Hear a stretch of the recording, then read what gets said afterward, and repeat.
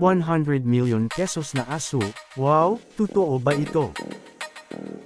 Isang aso sa China, ang naibenta ng $2 million, katumbas ng 100 million pesos, sa probinsya ng Zhejiang, China. Dahil sa laki ng presyo, sinasabing ang aso ang pinakamahal na naibenta sa kasaysayan. Ang bentahan ay naganap sa isang luxury pet fair sa nabanggit na probinsya.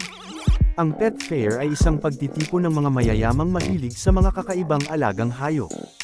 Isang negosyante na nagbebenta ng lupa ang nakabili sa aso na may lahing Tibetan Mastiff. May kamahalan ng Tibetan Mastiff dahil sinasabing may dugong leon ang mga ito.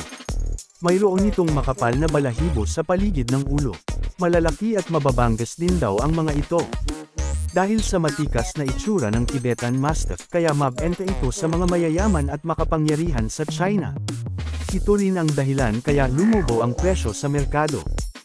Ayon naman sa nagpalaki ng naibentang aso, mahal itong ibenta dahil bihira lamang ang mga asong may lahing Tibetan Mastiff. Ikinumpara niya ang Tibetan Mastiff sa mga panda.